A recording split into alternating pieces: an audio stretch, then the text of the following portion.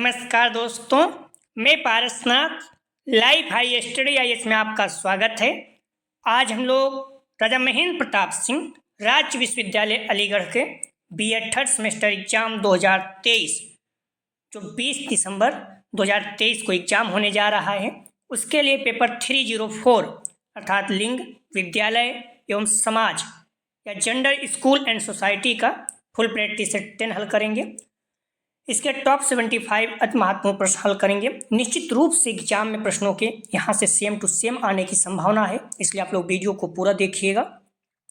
यह पेपर 2 घंटे का होगा। ध्यान रखना, 16 अंक प्राप्त करना अनिवार्य है आप लोगों को पास होने के लिए कम से कम, और 26 प्रश्न सही होना चाहिए। दोस्तों, प्रश्नों पर आएँ, लेकिन उससे पहले प्लीज़ आप लोग वीडियो को ज़्यादा से ज़्यादा शेयर कीजिए। यदि आप लोग चैनल को सब्सक्राइब नहीं किए हैं, चैनल को सब्सक्राइब कीजिए तथा वीडियो को लाइक और शेयर जरूर कीजिए। आइए देखते हैं प्रश्नों को। पेपर 304 अर्थात लिंग, विद्यालय एवं समाज, जेंडर, स्कूल एंड सोसाइटी, इसका फुल प्रैक्टिस सेट 10 हल करेंगे। ध्यान रखना, अगर जो भी प्रैक्टिस सेट बैलेंस हैं 9 हम लोग हल कर चुके हैं। आप जाएंगे डिस्क्रिप्शन में, लिंक आप प्ले लिस्ट BT 304, यहाँ इस जगह पे आप क्लिक करेंगे, सारी वीडियो आपको क्रम से मिल जाएगा। इस पॉइंट को आप लोग ध्यान रखना, जो आपका BD 205 था पेडागोजी ऑफ टीचिंग, उसके जो पेपर थे पहले क्या थे, 11:30 से 1:30 तक, ठीक है, 1:30 तक। तो दूसरा पेपर क्या था, 3 बजे से 5 बजे तक, लेकिन अब क्या है, कंटिन्यू होगा, लगातार होगा, दोनों पेपर साथ साथ होंगे। तो 11:30 से 1:30 तक पहला पेपर, उसके बाद 1:30 से 3:30 तक दूसरा पेपर होगा। इस पर हम लोग वीडियो बना देंगे, ठीक है, अच्छे से। लेकिन आप लोग आज पहले एग्जाम दीजिए। तो जो आपका पेपर है पेडागोजी ऑफ टीचिंग वाला अर्थात 205 वाला, वो 11:30 बजे से 1:30 बजे तक पहले था, पहला पेपर होगा। दूसरा पेपर फिर 1:30 बजे से 3:30 बजे तक, अर्थात लगातार होगा, ठीक है। तो आप लोग इस पॉइंट को ध्यान रखना। पहले था 3 से 5 था दूसरा पेपर, लेकिन अभी जो है साथ साथ ही होगा, गैप नहीं रहेगा। कुल में कितना ध्यान रखिए बस। आइए देखते हैं प्रश्नों को। एक प्रश्न था, आप लोग ध्यान रखना, इस प्रश्न में त्रुटि हो गई थी, तो इसको आप लोग ध्यान रखना, ठीक है। जो भी बताया जा रहा है इसको ध्यान से सुनिए। हर्टांग समिति ने किस सन में अपव्यय एवं अवरोधन की समस्या का उल्लेख किया? तो ध्यान रखना, इसका सही जवाब हो जाएगा 36 का सी, 1929 में। हर्टांग समिति ने किस सन में अपव्यय एवं अवरोधन की समस्या का उल्लेख किया? तो सी, 1929 में। हर्टांग समिति शिक्षा के क्षेत्र में महत्वपूर्ण समिति है, जिसे 1929 में ब्रिटिश शासन द्वारा गठित किया गया था। समिति का मुख्य उद्देश्य भारत में शिक्षा प्रणाली की समीक्षा करना, सुधार के लिए सिफारिश करना था। समिति ने अपनी रिपोर्ट में प्राथमिक शिक्षा में अपव्यय अवरोधन की समस्या का प्रकाश डाला।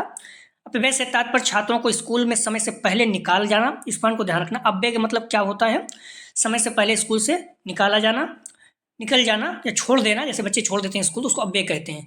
जबकि अवरोधन का तात्पर्य एक ही कक्षा में 1 से अधिक वर्ष तक रुके रहना। मान लीजिए आप 10 में हैं, फेल हो गए, ठीक है, तो उसको क्या बोलते हैं, अवरोधन।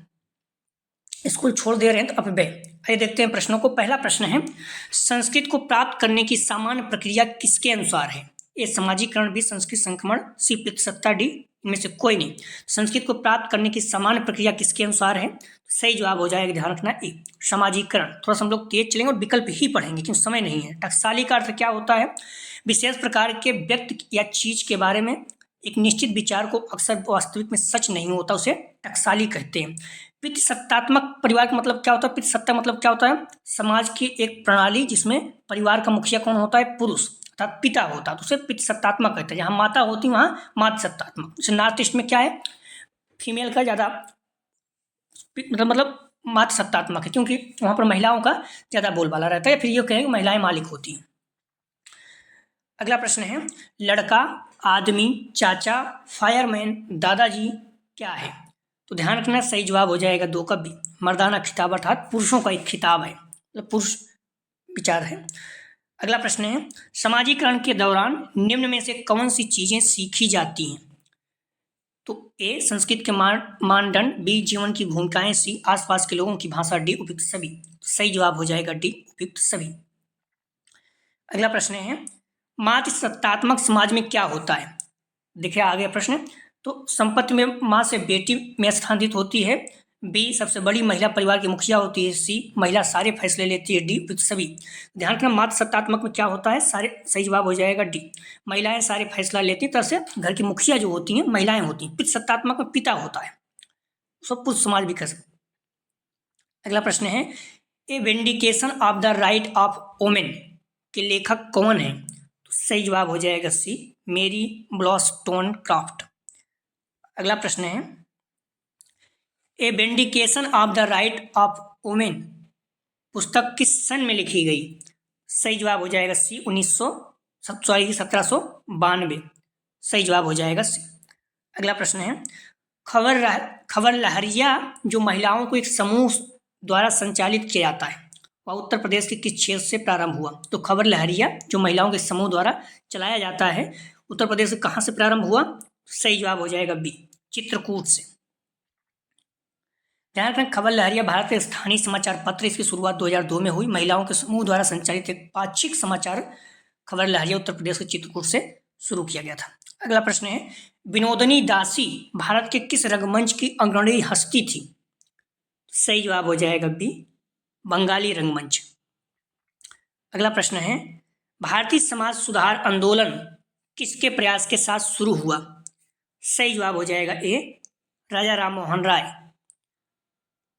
अगला प्रश्न है, ध्यान रखना, राजा राम मोहन राय, हेनरी बेविलियन डेरोजिया, केशव चंद्र सेन। 2-3 पॉइंट ध्यान रखना, राजा राम मोहन राय, हेनरी बेविलियन डेरोजियो, केशव चंद्र सेन, ईश्वर चंद्र विद्यासागर, ये सभी लोग थे। ठीक है, तो इसमें अगर आप विकल्प में देखें केशव चंद्र सेन भी था तो ये भी सही है, लेकिन ये दोनों रहे। अगर विकल्प नहीं है तो आप ए ही कीजिए क्योंकि मुख्य यही थे, राजा राम मोहन राय। बाकी विकल्प में अगर ए और डी होता तो डी भी सही हो जाता। ठीक है, इस पॉइंट को ध्यान रखना। तो ये सारे लोग, राजा राम मोहन राय, हेनरी बेविलियन डेरोजियो, केशव चंद्र सेन, ईश्वर चंद्र विद्यासागर, सारे लोग हैं। अगला प्रश्न है, हर्बर्ट ब्लूमर ने किस सिद्धांत के शब्द को परिभाषित किया है? सही जवाब हो जाएगा 10 का ए, प्रतीकात्मक अंतःक्रिया सिद्धांत। अगला प्रश्न है, the book of the city of ladies किस सन में प्रकाशित हुई? सही जवाब हो जाएगा बी, 1405 में। ध्यान रखना, अगला प्रश्न, भारत में समान मजदूरी अधिनियम दर्शाता है, ये पुरुष से संबंधित मामला कानून भी पुरुष और महिलाओं दोनों के लिए समान नौकरी व समान वेतन। सी, ए, बी, दोनों डी में से कोई नहीं। सही जवाब हो जाएगा, ध्यान रखना, भारत में समान मजदूरी अधिनियम पुरुष और महिलाओं दोनों के लिए समान नौकरी व समान वेतन। अगला प्रश्न है, समाज महिलाओं के शिक्षा से क्या लाभ प्राप्त कर सकता है? ये आर्थिक रूप से मजबूत भी, गरीबी को कम करने में सक्षम। सी, बाल मृत्यु दर को कम करने में सहायक। डी, उपयुक्त सभी। सही जवाब हो जाएगा 13 का डी, उपयुक्त सभी। अगला प्रश्न है, भारत में महिला शिक्षा की शुरुआत किसने की? सही जवाब हो जाएगा ए, सावित्रीबाई फूले। अगला प्रश्न है, स्त्री की शिक्षा का अधिकार कब मिला? सही जवाब हो जाएगा ए, 2010 में। अगला प्रश्न है, शिक्षा के क्षेत्र में शिक्षा के स्तर को सुधारने के लिए कौन सी योजना शुरू की गई? सही जवाब हो जाएगा ए, समग्र शिक्षा अभियान अर्थात सर्व शिक्षा अभियान। अगला प्रश्न है, महिला शिक्षा के जनक कौन हैं? सही जवाब हो जाएगा ए, ज्योतिबा राव फूले। स्त्री शिक्षा की शुरुआत कब की गई? सही जवाब हो जाएगा ए, सन 1848 में। सावित्रीबाई फूले ने अपने पति ज्योतिबा फूले के सहयोग से पुणे में बालिकाओं के लिए पहला विद्यालय 1 जनवरी 1848 में खोला। लड़कियों की शिक्षा उस समय सामाजिक पाबंदी थी। स्त्री शिक्षा के महान अग्रदूत कौन थे? सही जवाब हो जाएगा सी, महात्मा फूले। अगला प्रश्न है, भारत कोकिला के नाम से प्रसिद्ध महिला कौन है? सही जवाब हो जाएगा 20 का बी, सरोजिनी नायडू। अगला प्रश्न है, ध्यान रखना, सरोजिनी नायडू भारत की राष्ट्रीय कांग्रेस की अध्यक्ष बनने वाली और भारतीय राज्य गवर्नर में नियुक्त होने वाली पहली भारतीय महिला थी। उन्हें भारत का कोकिला कहा जाता है। एक विपुल कवित्री भी थी जिनकी कविताएं the golden thread, the word of time, उनकी एकत्रित कविताएं शामिल थीं। प्रश्न है अगला, न्यूनतम मजदूरी अधिनियम 1948 किससे संबंधित है? सही जवाब हो जाएगा 21 का सी, न्यूनतम मजदूरी, स्त्री पुरुष में भेदभाव की अनुमति न देना। अगला प्रश्न है, हिंदू विवाह अधिनियम 1955 संबंधी थे, ये महिलाओं से भी पुरुषों से ये भी दोनों दिन में से कोई नहीं। सही जवाब हो जाएगा सी। हिंदू विवाह अधिनियम पुरुष और महिलाओं दोनों संबंधित है। अगला प्रश्न है, the word we have lost किसकी पुस्तक है? सही जवाब हो जाएगा 23 का सी, पीटर लेस्लेट। अगला प्रश्न है, महिला एवं बाल विकास द्वारा महिला उद्यमियों को समर्थन देने के लिए प्राप्त किए गए ऑनलाइन मंच का नाम बताइए। सही जवाब हो जाएगा सी, महिला ई हार्ट। महिला ई हार्ट कब प्रारंभ हुआ? सही जवाब हो जाएगा, ध्यान रखना, ए, सन 2016 में। 7 मार्च 2016 को केंद्रीय महिला एवं बाल विकास मंत्री मेनका गांधी ने महिला उद्यमियों को बढ़ावा देने के लिए नई दिल्ली में ऑनलाइन प्लेटफॉर्म महिला ई हार्ट लॉन्च किया। अगला प्रश्न है, स्टेप संबंधित है तो सही जवाब हो जाएगा 26 का ए, महिलाओं के कौशल विकास से। अगला प्रश्न है, इंदिरा गांधी मातृत्व सहयोग योजना कब प्रारंभ हुई? सही जवाब हो जाएगा 27 का सी, 2010 में। अगला प्रश्न है, महिला सशक्तिकरण वर्ष कौन सा है? सही जवाब हो जाएगा डी, 2001। राष्ट्र निर्माण विधियों में महिलाओं की भूमिका को ध्यान रखते सरकार ने 2001 में महिला सशक्तिकरण वर्ष घोषित किया और महिलाओं को सशक्त प्रदान करने की राष्ट्रीय नीति अपनाई। अगला प्रश्न है, अंतर्राष्ट्रीय महिला दिवस में कौन सा रंग नहीं है? ध्यान रखना, सही जवाब हो जाएगा ए, लाल नहीं है, हरा, सफेद, बैगनी है। अगला प्रश्न है, वर्ष 2023 में अंतर्राष्ट्रीय महिला दिवस की थीम क्या है? महत्वपूर्ण है, ध्यान रखना इसको। सही जवाब हो जाएगा C, digital innovation and technology for gender equality. इसको हिंदी में भी आप लोग देख लीजिए, ठीक है, इंग्लिश में ज़्यादा अच्छा रहता है क्योंकि हिंदी में कुछ शब्दों का इधर उधर हो जाता है। तो digital innovation and technology for gender equality आप लोग इंग्लिश में देख लीजिएगा, उत्तर अगर आएगा तो। अगला प्रश्न है, राष्ट्रीय महिला कोष बल देता है, ये महिलाओं के राजनीतिक विकास पर भी, व्यक्तिगत विकास पर सी, सामाजिक आर्थिक विकास पर डी, सभी। तो ध्यान रखना, जो राष्ट्रीय महिला कोष है इसका सही जवाब हो जाएगा सी। आप लोग गलत नहीं करना, ये मॉडल में गलत दिया गया है, ठीक है। तो राष्ट्रीय महिला कोष बल देता है सामाजिक आर्थिक विकास पर महिलाओं के, ठीक है, इस पॉइंट को ध्यान रखना है, बाकी और सब विकल्प गलत है। जौहर प्रथा से तात्पर्य है, तो सही जवाब हो जाएगा, ध्यान रखना, जौहर प्रथा से तात्पर्य है, सही जवाब हो जाएगा सी, स्वयं को अग्निकुंड के हवाले कर देना। आप युद्ध में देखते होंगे तो वहाँ पर क्या होता था, जब महिलाओं को पता चल जाता था कि उनके पति जो हैं उनकी मौत हो जाएगी, फिर युद्ध में जाने से पहले क्लियर हार निश्चित है, मौत हो जाएगी, तो वो लोग पहले से ही आग में कूद कर जान दे देती थी। जौहर पुराने समय में भारत की स्त्रियों द्वारा की जाने वाली क्रिया थी। युद्ध में हार निश्चित हो जाने पर पुरुष में पता चल जाता कि हाँ हो जाएगा, तो वीरगति प्राप्त निकल जाते थे और स्त्री जो है जौहर कर लेती थी, खुद को आग में कूद जाती। इससे क्या होता था, अगर उन्हें पकड़ कर ले जाते थे तो दासी बनाते थे, फिर बेच देते थे, तो इससे अच्छा था अपना जान दे देती थी। अगला प्रश्न है, भारत में महिलाओं के लिए सर्वोच्च नागरिक सम्मान कौन सा है? सही जवाब हो जाएगा 33 का डी, नारी शक्ति पुरस्कार। अगला प्रश्न है, लिंग स्कीमा सिद्धांत को किस सन में प्रस्तुत किया गया? सही जवाब हो जाएगा ए, 1981 में। जेंडर स्कीमा सिद्धांत एक संज्ञानात्मक आधारित सिद्धांत है जिसे 1981 में सेंड्रा बेम द्वारा पेश किया गया। लिंग विकास कैसे होता है बताने के लिए एक सूचना प्रसारण दृष्टिकोण का उपयोग लिंग योजना सिद्धांत कहा जाता है। अगला प्रश्न है, वरिष्ठ विश्वविद्यालय की स्थापना का सुझाव किस आयोग ने दिया था? इस पॉइंट को ध्यान रखना, मॉडल पेपर में गलत दिया है। वरिष्ठ विश्वविद्यालयों की स्थापना का सुझाव किस आयोग ने दिया था? सही जवाब हो जाएगा सी, विश्वविद्यालय शिक्षा आयोग 1948-49। अगर ये पूछता है विश्वविद्यालय शिक्षा आयोग की स्थापना कब हुई, तो 48-49 में, ठीक है, 1948-49 में। तो वरिष्ठ विश्वविद्यालयों की स्थापना का सुझाव किसने दिया था? तो विश्वविद्यालय शिक्षा आयोग ने, ध्यान रखना, गलत नहीं करना, ठीक है। इस पॉइंट को भी आप लोग ध्यान रखना, कुछ पॉइंट हैं। विश्वविद्यालय शिक्षा आयोग ने 1948-49 में वरिष्ठ विद्यालयों की स्थापना का सुझाव दिया था। आयोग ने सुझाव दिया कि प्रत्येक राज्य में कम से कम एक वरिष्ठ विश्वविद्यालय होना चाहिए। वरिष्ठ विश्वविद्यालय को उच्च स्तरीय अनुसंधान और शिक्षा को लिए समर्पित होना चाहिए, ठीक। इसमें क्या होता है, अनुसंधान रिसर्च किया जाएगा, अच्छे से लोग जो रिटायर्ड होंगे सीनियर में जानकारी बहुत रहेगी। इस पॉइंट को ध्यान रखना। राष्ट्रीय शिक्षा आयोग ने बजट में 6% शिक्षा व्यय करने का सुझाव दिया था। किसने? राष्ट्रीय शिक्षा आयोग ने। इस पॉइंट को ध्यान रखना, ठीक है, एग्जाम में पूछा गया है फर्स्ट ईयर में जब वार्षिक एग्जाम था। तो अगला प्रश्न है, किस सन में संशोधन करके ऑपरेशन ब्लैक बोर्ड के क्षेत्र को उच्च प्राथमिक विद्यालयों तक विस्तृत कर दिया गया है? सही जवाब हो जाएगा 36 का बी, सन 1992 में। अगला प्रश्न है, किस स्तर की शिक्षा को शिक्षा रूपी जीव की रीढ़ की हड्डी भी कहा जाता है? तो सही जवाब हो जाएगा 37 का, ध्यान रखना। किस स्तर की शिक्षा को शिक्षा रूपी जीव की रीढ़ की हड्डी कहा जाता है? किस स्तर की शिक्षा को शिक्षा रूपी जीव की रीढ़ की हड्डी कहा जाता है?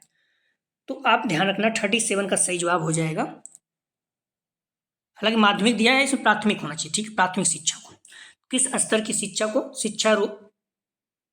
किस स्तर की शिक्षा को शिक्षा रूपी जीव की रीढ़ की हड्डी भी कहा जाता है? तो सही जवाब हो जाएगा बी, प्राथमिक स्तर को, ठीक है, सही ध्यान रखना। हालांकि मॉडल पेपर में ए दिया गया है माध्यमिक स्तर को, लेकिन प्राथमिक स्तर जो है मेन होता है। प्राथमिक शिक्षा को शिक्षा रूपी जीव की रीढ़ की हड्डी कहा जाता है, इस पॉइंट को ध्यान रखना, ठीक है। यह शिक्षा का आधार है, यहाँ बच्चे बुनियादी शिक्षा सीखते हैं, इस पॉइंट को आप लोग ध्यान रखना। इसमें पढ़ना लिखना गणित ये सारी चीजें सीखते हैं, ठीक है। प्राथमिक शिक्षा बच्चों को अपने जीवन के लिए आवश्यक कौशल और ज्ञान प्रदान करती है। अगला प्रश्न है, किस सन में 1975 किस संस्था ने, ध्यान रखना, किस संस्था ने 1975 में the curriculum for the 10 year school नामक दस्तावेज तैयार किया था? सही जवाब हो जाएगा 38 का, ध्यान रखना, बी, एनसीईआरटी। अगला प्रश्न है, भारत में 3 प्रकार के माध्यमिक विद्यालय कौन से हैं? तो ध्यान का सही जवाब हो जाएगा डी, राजकीय स्थानीय परिषद द्वारा संचालित विद्यालय और व्यक्तिगत संचालित विद्यालय संस्थाओं द्वारा। अगला प्रश्न है, भारतीय शिक्षा आयोग की नियुक्ति किस सन में हुई थी? सही जवाब हो जाएगा ए, 1882 में। अगला प्रश्न, ध्यान, तत्कालीन गवर्नर जनरल लॉर्ड रिपन ने सर विलियम हंटर की अध्यक्षता में 3 फरवरी 1882 को पहली भारतीय शिक्षा आयोग की नियुक्ति की। भारतीय शिक्षा आयोग के अध्यक्ष कौन थे? सही जवाब हो जाएगा ए, सर विलियम हंटर। अगला प्रश्न है, संविधान के किस अनुच्छेद में 6 से 14 वर्ष के बालक बालिकाओं को अनिवार्य व निःशुल्क शिक्षा प्रावधान किया गया? सही जवाब हो जाएगा बी, 45। अगला प्रश्न है, संविधान के किस अनुच्छेद में मातृभाषा में शिक्षा सुविधाएं उपलब्ध कराने का प्रावधान है? सही जवाब हो जाएगा सी, 350 ए। अगला प्रश्न है, विश्वविद्यालय शिक्षा आयोग के अध्यक्ष कौन थे? सही जवाब हो जाएगा ए, डॉक्टर सर्वपल्ली राधाकृष्णन। विश्वविद्यालय शिक्षा आयोग के अध्यक्ष कौन थे? डॉक्टर सर्वपल्ली राधाकृष्णन।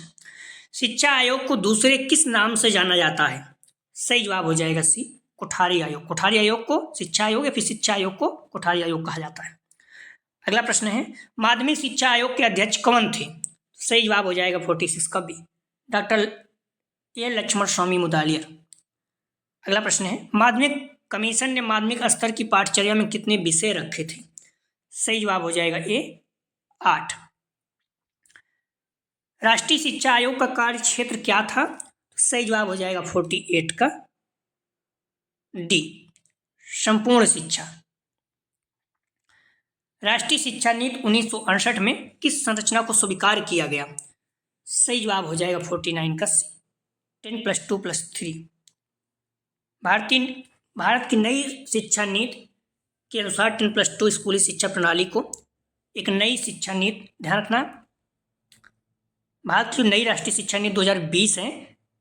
इसके अनुसार भारत में पहले क्या था, 10+2 शिक्षा प्रणाली था, तो इसको बदल दिया गया, ठीक। अब क्या किया गया है, 5+3+3+4, ठीक है, 5+3+3+4। इस पॉइंट को ध्यान रखना।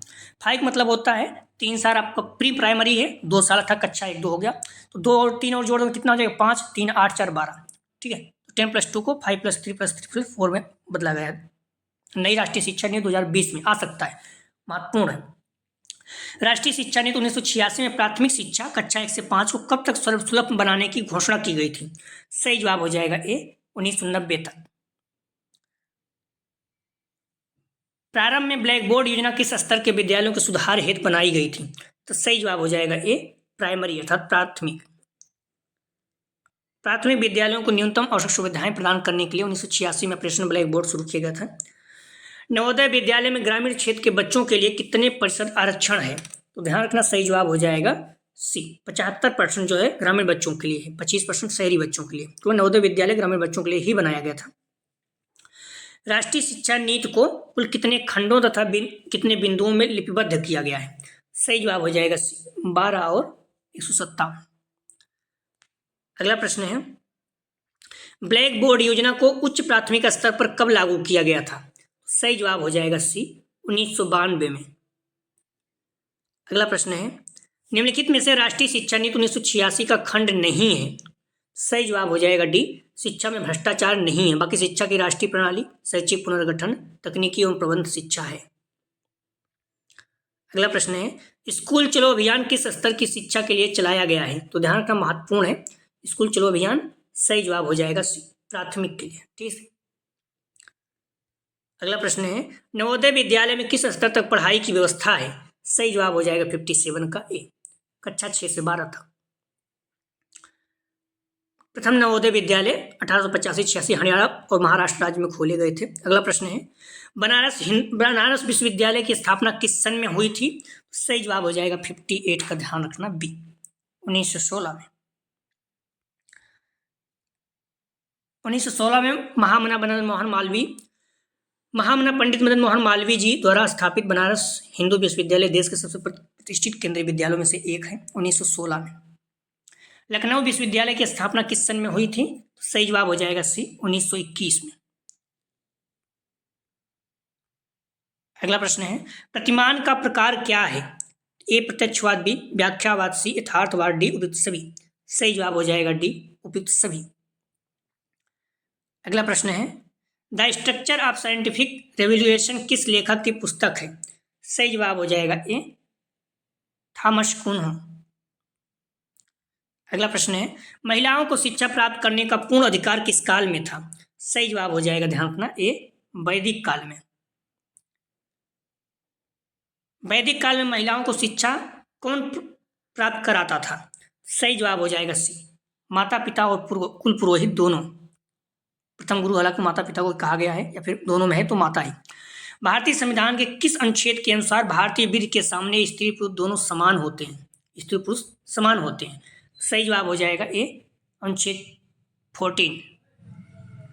अगला प्रश्न है, किस अनुच्छेद के अंतर्गत महिलाएं भारत के किसी भी क्षेत्र में आवागमन कर सकती हैं?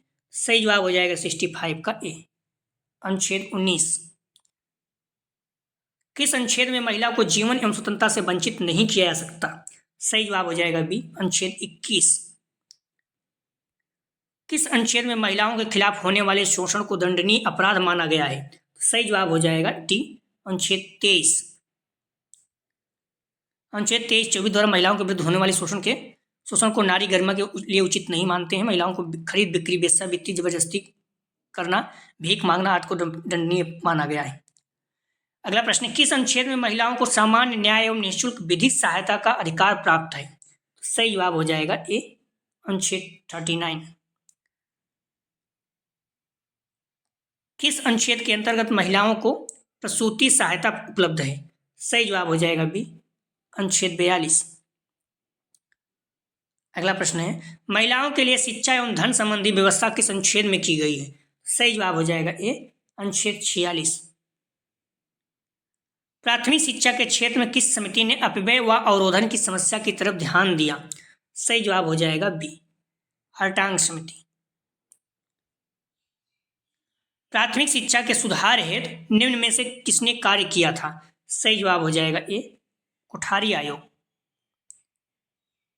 प्राथमिक शिक्षा का कौन सा उद्देश्य है? ए, आत्मनिर्भर बनाना, बी, व्यवसायिक क्षमता बढ़ाना, सी, सर्वांगीण विकास करना, डी, उपयुक्त सभी।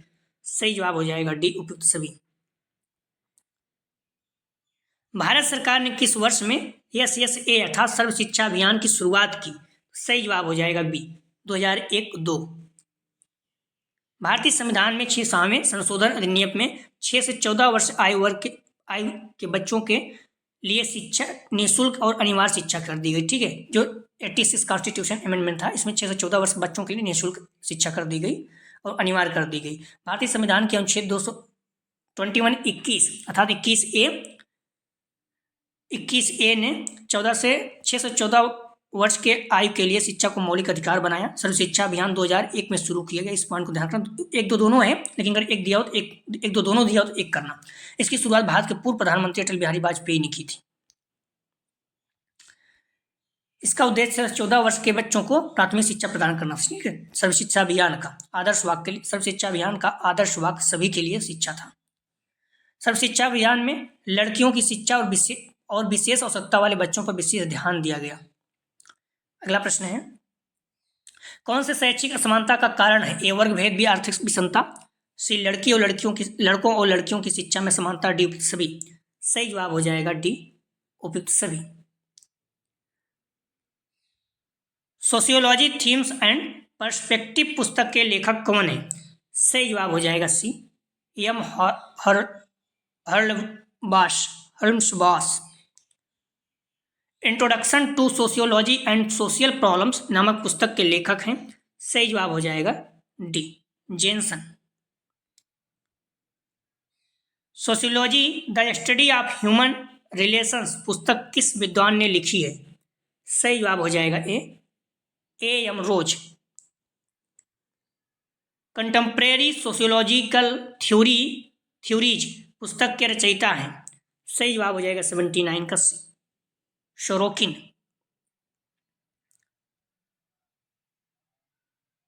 स्त्री शिक्षा के बाधक तत्व कौन से हैं? सही जवाब, ध्यान रखना, ये समाज की संकुचित दृष्टिकोण भी, शिक्षा की अपर्याप्त व्यवस्था सी, भारतीय परंपरा डी उपयुक्त सभी। सही जवाब हो जाएगा डी उपयुक्त सभी।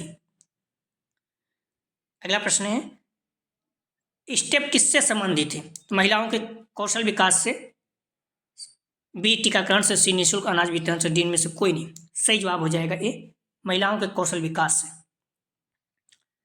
प्लीज आप लोग वीडियो को ध्यान रखना। महिला ई हार्ट 7 मार्च 2016 को प्रारंभ किया गया था।